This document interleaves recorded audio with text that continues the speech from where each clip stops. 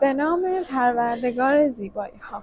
سلام، نیکا فیزیوتراپیست. توی این ویدیو قراره که راجع به رشته فیزیوتراپی با هم صحبت کنیم.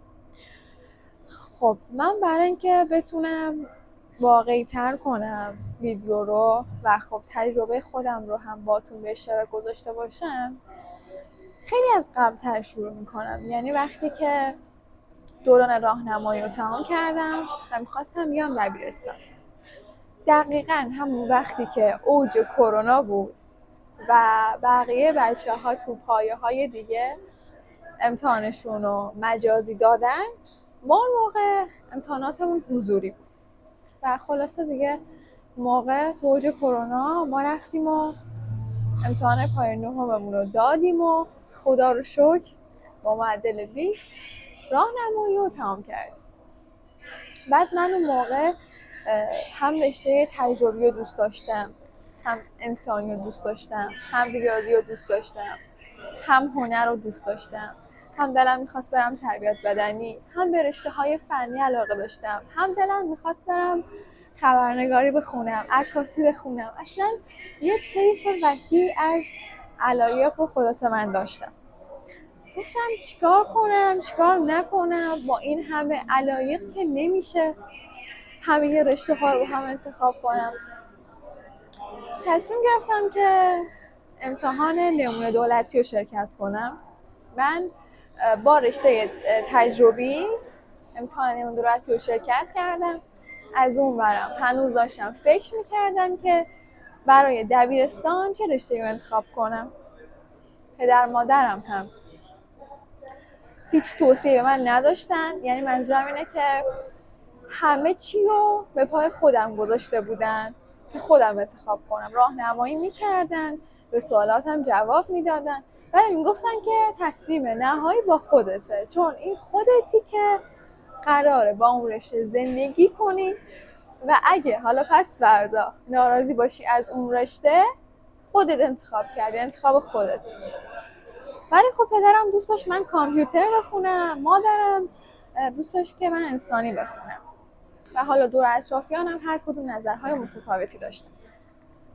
من به درس تجربی و زیست و رشته تجربی و زیست و بدن انسان و آناتومی خیلی علاقه داشتم. خب به همین دلیل حالا اون آزمون رو در رشته تجربی شرکت کردم.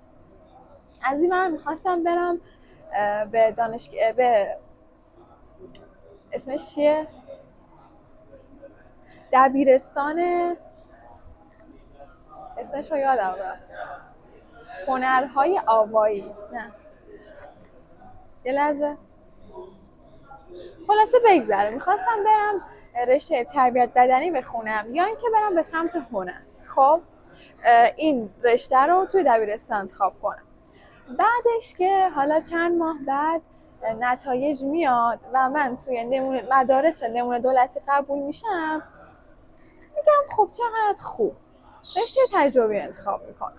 خب بعد که ثبت نام میکنم و وارد این رشته میشم، به خودم میگم که حالا به هنر علاقه داری، به تربیت بدنی علاقه داری، اونم در کنارش بیا و ادامه بده. خلاصه ما اومدیم رشته تجربی خیلی با ذوق و اشتیاق. حالا اون موقع باز کرونا بود، یعنی کلاس هم اوایل مجازی بود، بعد که دیگه کامل حضوری شد. گرچه که با اون کلاس مجازی ما همچنان امتحانامون رو حضوری میدادیم.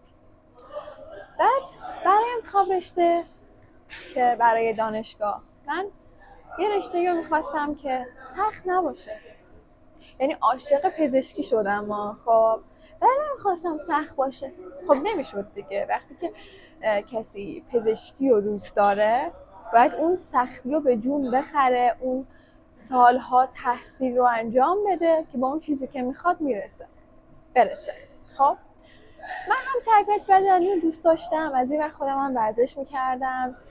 مثلا دبیرستان که بودم، مخصوصا پایه 12 ها، همیشه عاشق این بودم که تمرین‌های صبحگاهی رو من انجام بدم و خب همیشه من انجامش میدادم و چقدر ذوق داشتم، چقدر مثلا عاشق این کار بودم که مثلا صبحها من تمرین ورزشی رو میدم.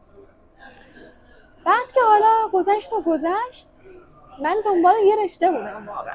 خب پزشکی که خیلی سخت بود، دوران تحصیل طولانی، 7 سال بخونی پزشک عمومی بشی، بعد از اون دوران طرح، دوران حالا تخصص، اگه بخوایم فوق تخصص بگیریم باز طولانی و این پروسه وحشتناک سخته.